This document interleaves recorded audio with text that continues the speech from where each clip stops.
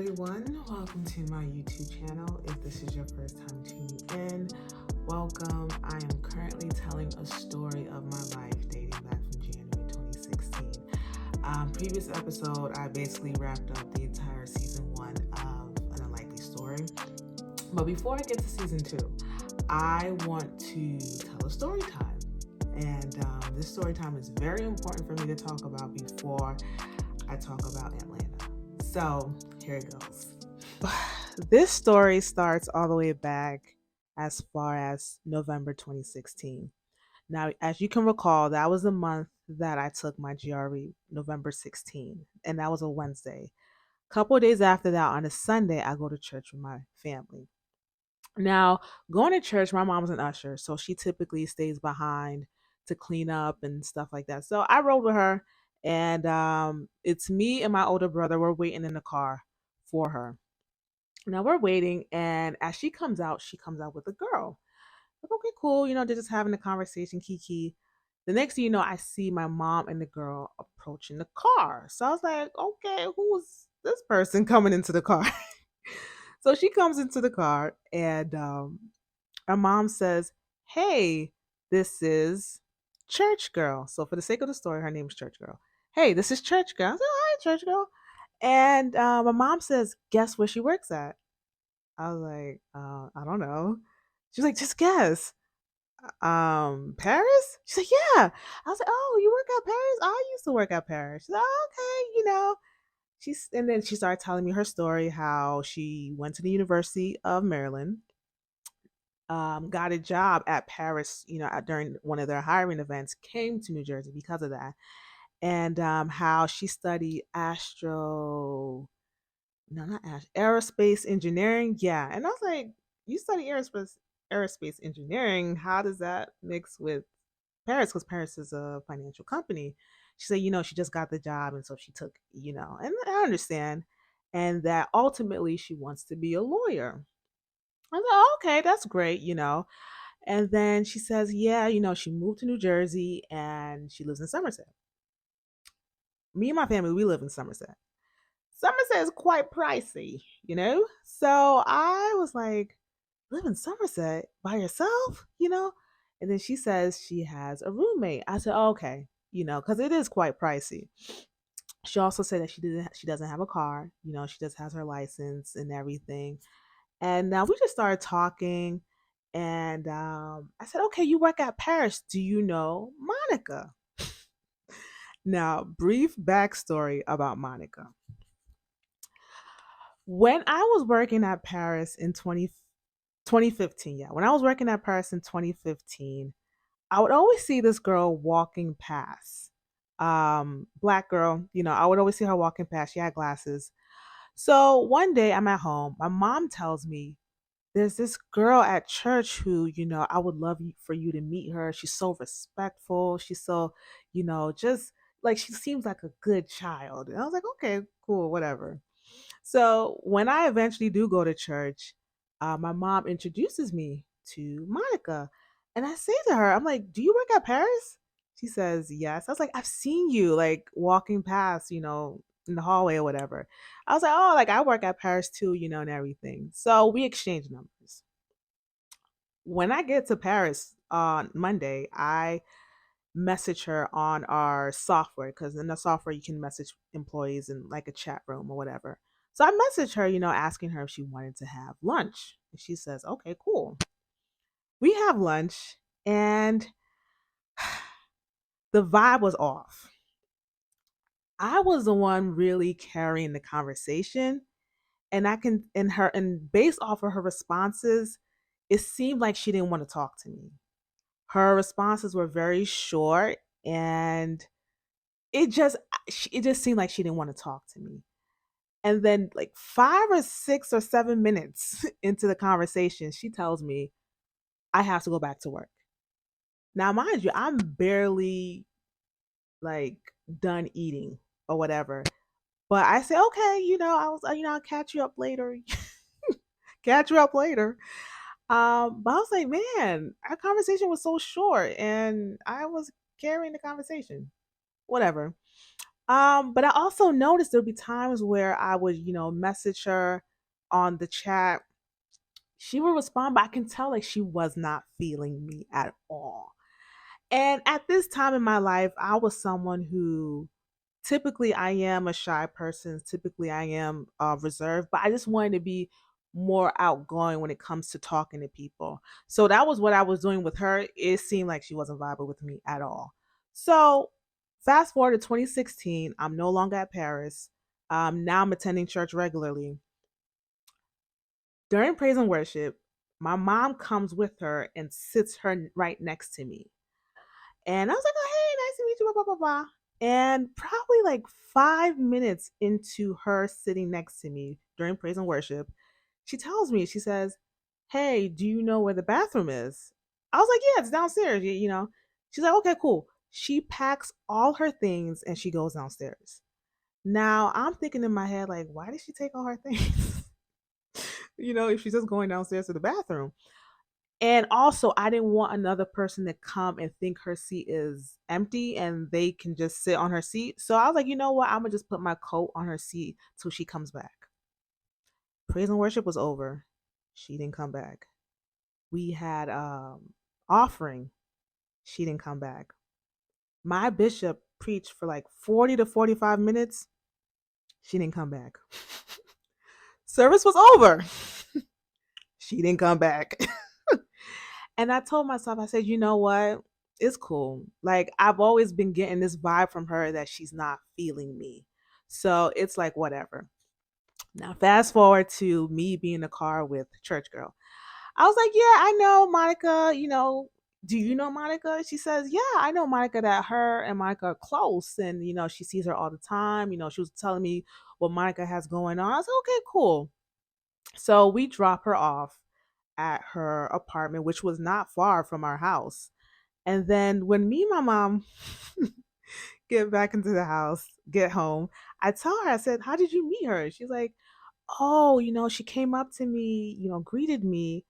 And then I had to talk to someone else. But as I was talking to someone else, she was sitting down as if she was waiting for me. And so when I was done with that person, I went to her, I was like, are you waiting for me? She said, yeah, can I have a ride? And that's how she, you know, came into the car basically. And then my mom was telling me, you know what? Since she doesn't have a car and she lives close by, why don't we just pick her up every Sunday, take her to church? I'm like, fine, cool. Because she really lived like 5 minutes, less than 5 minutes away from us. So Sunday comes, actually Saturday, I message her like, hey, me and my mom are gonna pick you up for church, blah blah blah. Sunday comes, we're like, hey, we're on our way. We get to her apartment. She comes with another girl. And they come into the car. Church girl says, hello everyone. This is my sister. And then I said, oh, is this the roommate? I'm like, is this your roommate? And then everybody just started laughing in the car. She was like, yeah, this is my roommate, my sister. I was like, okay, well, like, why would she refer to her sister as a roommate? I'm like, okay, cool. Anyways, we go to church. We come back, drop them off. We have a amazing conversation in the car. It just seemed like good vibes and everything. So the week after, we we also at the same time too, we already informed them that we're gonna come every week to pick them up. The week after, Sunday, I messaged them, hey, we're going to be there in 20 minutes, get ready. Message them like, hey, we're outside, you know. She's like, okay. 5 minutes pass, we don't see them. 10 minutes pass, we don't see them. I'm like, wait, what's going on? Why are they making us like? I messaged her before we left the house. They come strolling in, probably like 20 minutes after, and she has like bread in her mouth eating. I'm like, so this girl really used our time to have breakfast. And she came like, oh, we're sorry, whatever, we're sorry. I was like, okay, cool. I mean, really not cool, but okay. We get to church, we dropped him off. The next week after, the same thing. we're messaging them, hey, we're gonna be there in 20 minutes, and they have us waiting for like forever. And I was like, yo, what is going on? Why are they making us wait like forever? You know? Anyways, um, around this time, as you know, we're getting close to church girl, she tells me that I should send my resume to her and that she wants to look over it for me to help me, get a job because my mom was like, hey, maybe she can help you get a position at Paris. So I'm like, okay, cool. So we never really got a concrete date for a very long time, but eventually we did. When I got to her apartment, she didn't want me to go into her apartment. I was like, you don't want me? She's like, no, let's go to the clubhouse.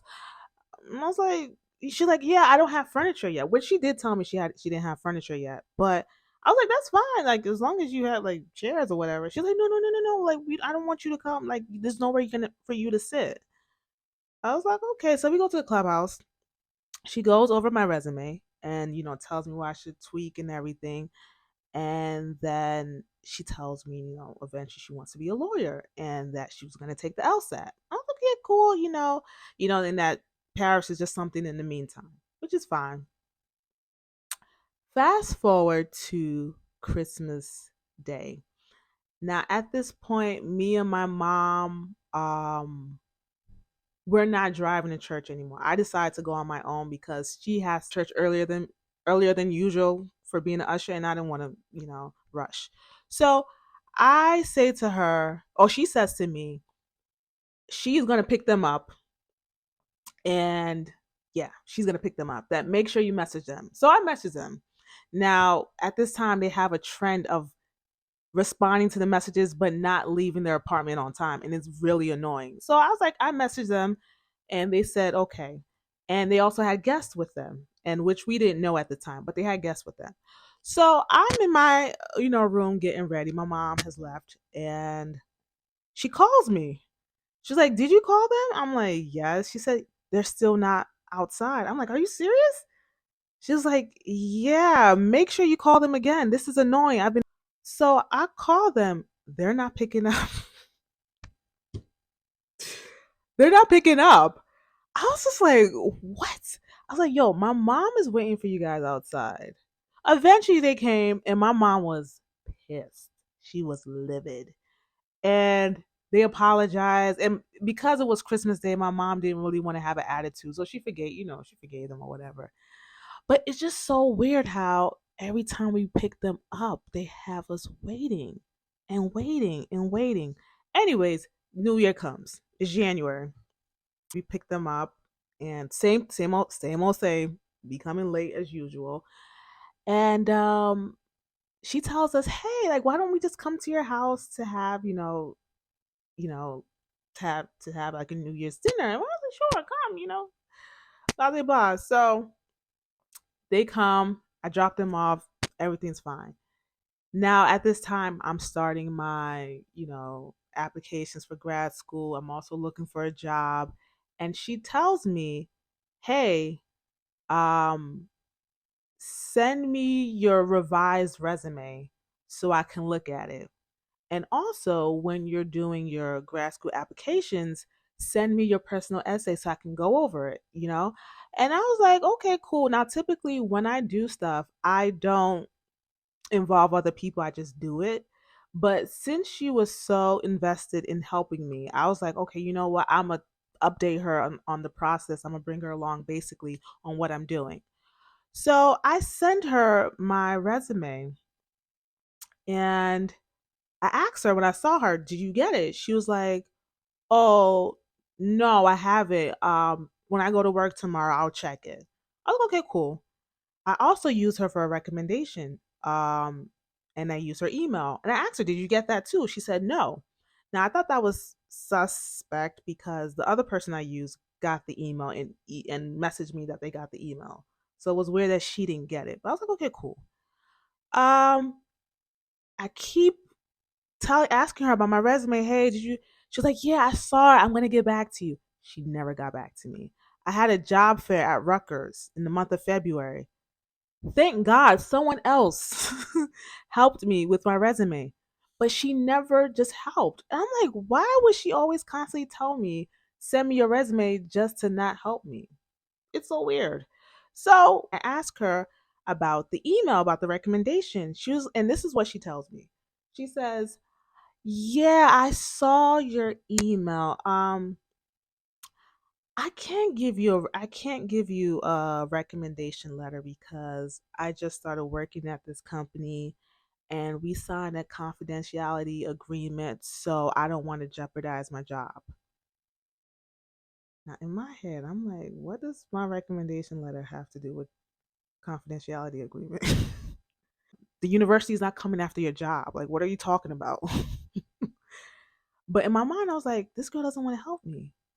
But she was like, you know what? But make sure you send me your personal essay because, I want to review. I want to go over that, just, I can't give you a recommendation letter, but just make sure you send me your personal essay so I can look over it. And in my head, I'm like, you don't want to give me a recommendation letter, but you want me to send my personal essay? No, no. And this is one mistake that I made. I said this to her. I said, you know what? I'm gonna ask Monica because Monica was there when I was working, even though we didn't work together. I was like, she was there when I was working. I'll ask Monica. Come back home that Sunday, message Monica. We're talking, blah, blah, blah, blah, blah. I ask her, hey, can you do me a favor? Y'all, to this day, I have not gotten a response from that text message.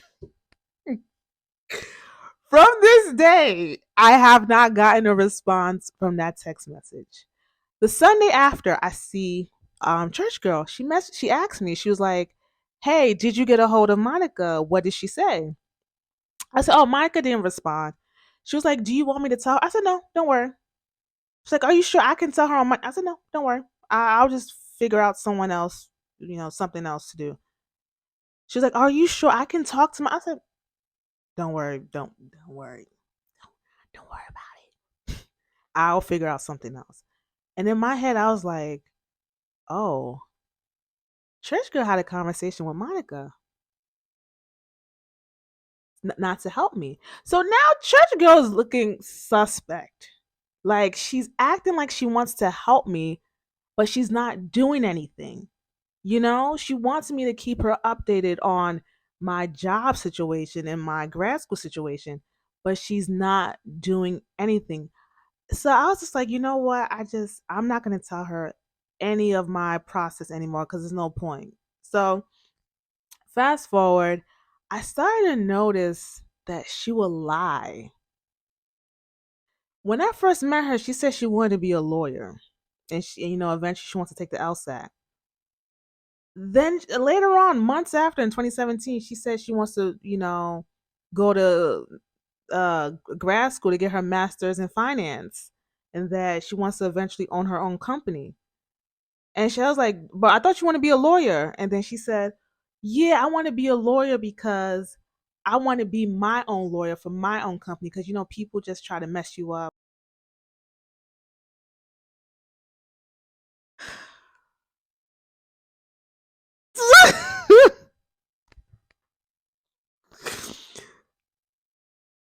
She was playing me for a fool. Church girl, shut up. What are you talking about? Like she will always lie. Like she will just lie about stuff. She lied about law school. She would lie and say that she sleeps at 7 o'clock. But one day she was calling me at 1 a.m. It was just so much red flags when it came to church girl. And when she started doing that whole stuff with my resume and my grad school application, I was like, yeah, I need to distance myself from her. She is just, because she just wants to know everything I have going on. And she doesn't really like to talk about what she has going on, but she wants to know everything I have going on. It was just weird. So eventually we stopped giving them rides because um I don't know. I think they started going to a different time service or whatever. We stopped eventually giving them rides. So fast forward to the day I gave my testimony at church. That was a midweek. They typically don't attend midweek, but this particular midweek, they came and I shared my testimony on the mic. Came back to my seat, and she was like, "Oh, why didn't you tell us all the stuff you're going through?" And my mom was like, "What about the stuff we told you?"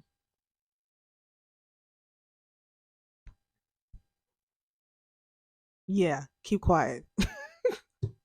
Like, she was just so I don't know. She was just so weird. She would just lie about stuff. Wanted to know everything I had going on, but didn't want to help me. Lied about never, getting just lying about stuff that law school and whatever. Anyways, fast forward to 2018, I find out she becomes an intercessor at the church. I was like, what? This girl don't care about them. She just wants to know their business. I was like, oh my goodness. Ugh. Yeah, she truly does not care about people. She just wants to know people's business. And at this time, at this time referring to her as a monitoring spirit, just wanting to know people's business. You know? So, anyways, it was important I shared this story time because what I dealt with her, the deception, um, just being phony and being crooked, all of that was basically preparing me for what I was going to face in Atlanta. So, yes, that is the end of my story time. If you are not subscribed to my channel, subscribe. If you are not liking my videos, like. If you're not commenting on my videos, comment. If you're not sharing it with your friends and family, kindly do so, okay? Um, so yeah, next episode is going to be season 2, and the title of season 2 is Atlanta. And I will see you in my next episode.